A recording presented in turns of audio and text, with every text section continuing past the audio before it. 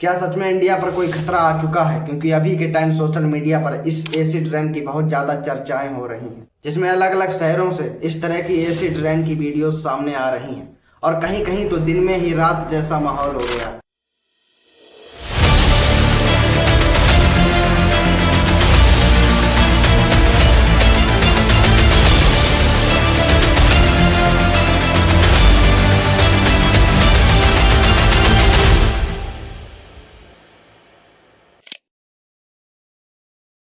अब बारिश तो नॉर्मली होती ही रहती है, लेकिन इस बारिश में एसिड कहां से आया?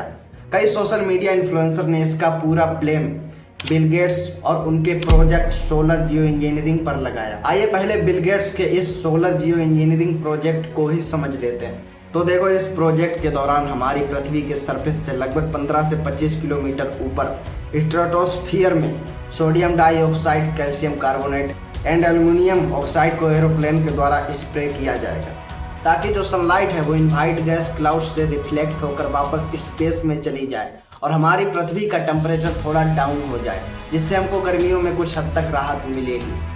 अब आपको लगेगा कि ये तो बहुत ही अच्छी चीज़ है, तो फिर प्रॉब्लम क्या है? प्रॉब्लम ये है कि अर्थ की ग्रेविटी की वजह से ये गैस क्लाउड जमीन पर आर्टिफिशियल एसिड रेन बनकर बरस रहे हैं, जो कि हमारी बॉडी के लिए बहुत ही ज़्यादा हार्मफुल है। देखो, अभी तक मैंने आपको जितनी भी ये कहानी सुनाई सोलर जियो इंजीनियरिंग से लेकर इसके साइड इफेक्ट तक की, लॉजिकली ये बहुत ही सही है और इसीलिए कई सोशल मीडिया इन्फ्लुएंसर इस पर एग्री भी करते हैं और ये मानते हैं कि ये कोई बारिश नहीं बल्कि आर्टिफिशियल एसिड रेन ही है। लेकिन हम लोग प्रॉपर साइंस को फॉलो करते हैं, इसीलिए बिना किसी फैक्ट चेक, साइंटिफिक एविडेंस और रिसर्च के बिना हम किसी की लॉजिकल थिंकिंग को अपना सच नहीं मान सकते हैं। तो आइए proper fact check and scientific evidence के साथ इस मिथ को क्लियर करते हैं और जानते हैं कि इस पूरे इंसिडेंट में बिल गेट्स का कितना बड़ा हाथ है। तो देखिए, ये सोलर जियो इंजीनियरिंग प्रोग्राम कोई बिल गेट्स द्वारा ऑफिशियली चलाया गया प्रोग्राम नहीं है, बल्कि इसकी शुरुआत तो बहुत सालों पहले ही हो चुकी थी। ये वक्त था सन 1960 से लेकर 1970 तक का, जब साइंटिस्टों ने पहली बार अर्थ पर ग्रीन हाउस इफेक्ट को नोटिस किया। ग्रीन हाउस इफेक्ट वो होता है जिसमें सनलाइट हमारे एटमॉस्फेयर में घुसने के बाद ग्रीन हाउस गैसेज जैसे CO2 की वजह से बाहर नहीं निकल पाती है और हमारे एटमॉस्फेयर में ही ट्रैप हो जाती है, जिस कारण हमारे पृथ्वी का टेम्परेचर बढ़ने लगता है। अब ये सब समझकर हमारे साइंटिस्टों को ये रियलाइज हुआ कि अगर जो फ्यूचर में हमारे पृथ्वी का टेम्परेचर और भी ज़्यादा बढ़ गया तो हम क्या कर सकते हैं। जैसा कि अभी हम ग्लोबल वार्मिंग को देख सकते हैं। इस ग्लोबल वार्मिंग से बचने के लिए सभी साइंटिस्ट अपना अलग अलग कॉन्सेप्ट बना ही रहे थे कि तभी साइंटिस्टों के सामने एक बहुत ही इंटरेस्टिंग चीज़ सामने आती है और वो थे एरोसोल्स। घबराओ मत, हम इसको भी बहुत ही आसानी से समझ लेंगे। देखो, एरोसोल्स हमारे एटमॉस्फेयर में हवा में तैरते हुए बहुत ही छोटे पार्टिकल्स होते हैं, जो कि डस्ट, स्मोक, फॉग ड्रॉपलेट्स और पोल्यूशन पार्टिकल्स से बने होते हैं। अब साइंटिस्टों को ये इतने ज़्यादा इंटरेस्टिंग इसीलिए लगे क्योंकि इनमें एक बहुत ही कमाल की एबिलिटी होती है, क्योंकि जब सनलाइट इन एरोसोल्स से टकराती है तो ये एरोसोल्स सनलाइट को वापस स्पेस में रिफ्लेक्ट कर देते हैं, जिस कारण हमारी पृथ्वी का टेम्परेचर कुछ हद तक मेंटेन रहता है। और यहीं से साइंटिस्टों के दिमाग में आर्टिफिशियल एरोसोल्स स्प्रे करने का आइडिया आया और जन्म हुआ सोलर जियो इंजीनियरिंग। मतलब साफ है कि ये ऑब्वियसली बिल गेट्स द्वारा चलाया गया कोई प्रोजेक्ट नहीं, बल्कि सालों पहले शुरू हुआ एक कॉन्सेप्ट है।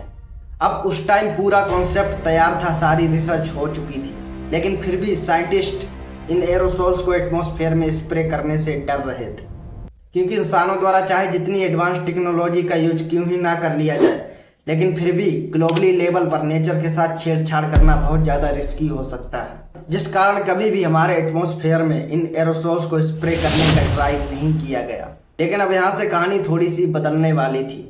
हम आगे बढ़ते हैं, उससे पहले वीडियो को लाइक कर देना और चैनल को सब्सक्राइब जरूर कर लेना। अब साल 1991 में एक बहुत ही ज़्यादा खतरनाक और पावरफुल वोल्केनो इरप्शन हुआ, जिसे हम माउंट पिनाटुबो वोल्केनो इरप्शन बोलते हैं। असल में ये एक ऐसा ज्वालामुखी था जो कि 100 से भी ज़्यादा सालों से इनएक्टिव था और फिर अचानक इस ज्वालामुखी में एक बहुत ही पावरफुल ब्लास्ट हुआ।